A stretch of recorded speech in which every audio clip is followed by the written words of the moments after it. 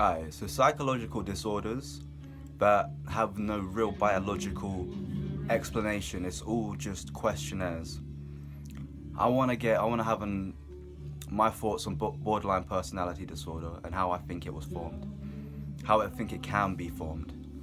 Because I have some friends. I have one friend actually, who has been diagnosed recently, but I've known him for a couple years, and I've like seen a bit about his household and his family, and I think that has a lot to do with it. I feel like if he grew up with a healthy family, he probably wouldn't have been diagnosed with that.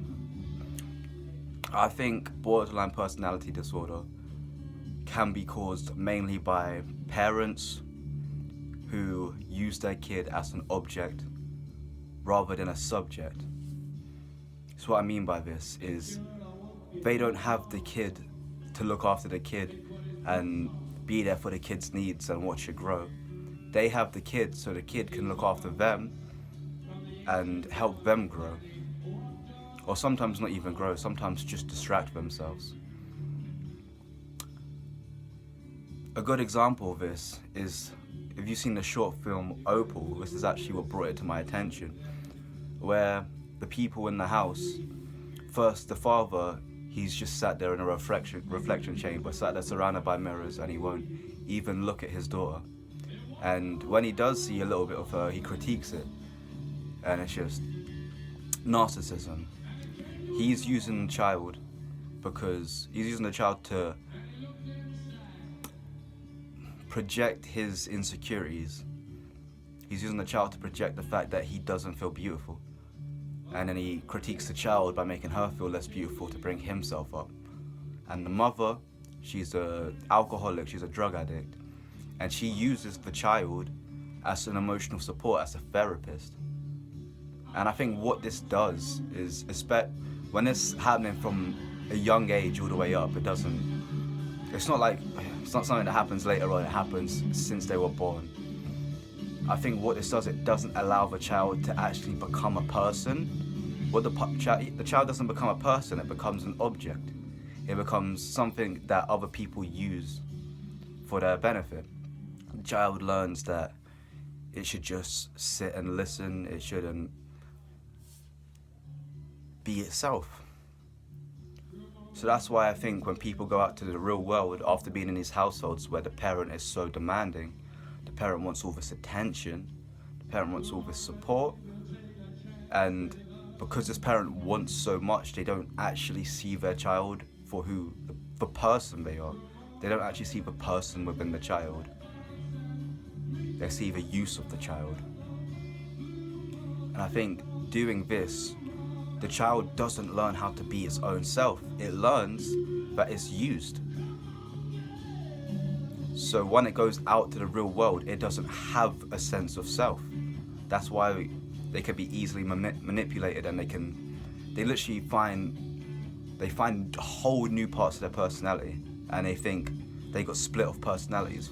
And what I think it really is that they don't have separate personalities. I think part of their whole personality was cut off, and they're finding that.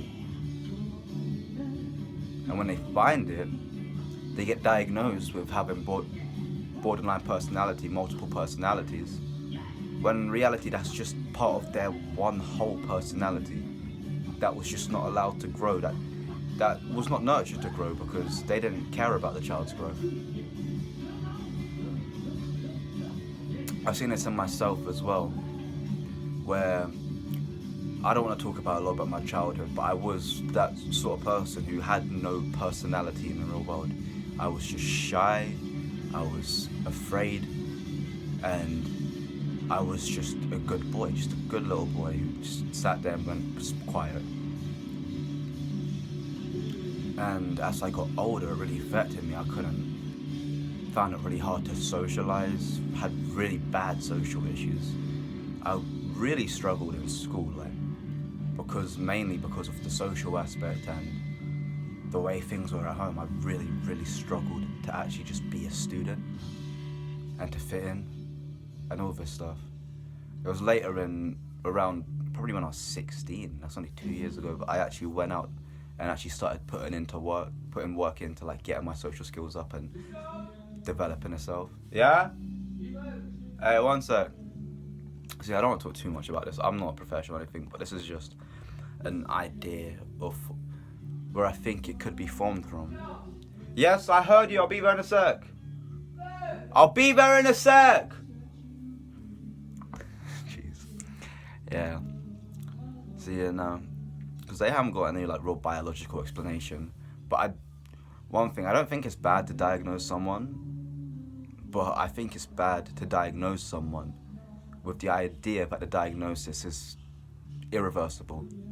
With the idea that the diagnosis is what it is, and you're just that, you're just a person with multiple personality disorder. But I think really you can get better, and I don't think it's multiple personalities. I think you're just discovering yourself, discovering the parts of yourself that were rejected, that were better if you just killed them off, that you were safer, you were less likely to be harmed or to be judged if you just got rid of that part of yourself. And I noticed this in myself.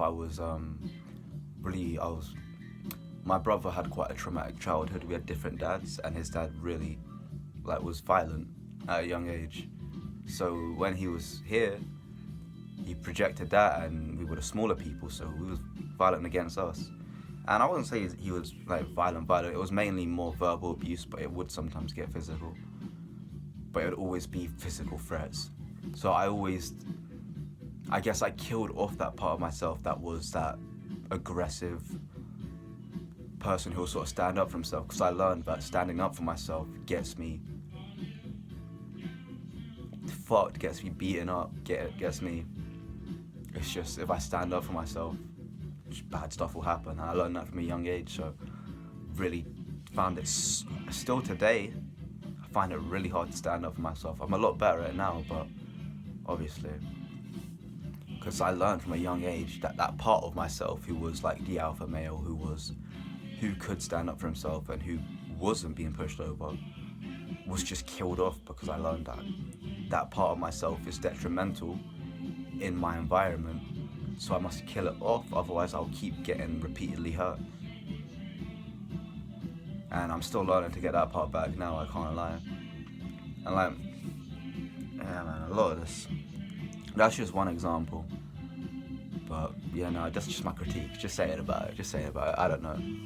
But yeah, I think you can regain these parts of yourself that you killed off to protect yourself when you were the most vulnerable as a child.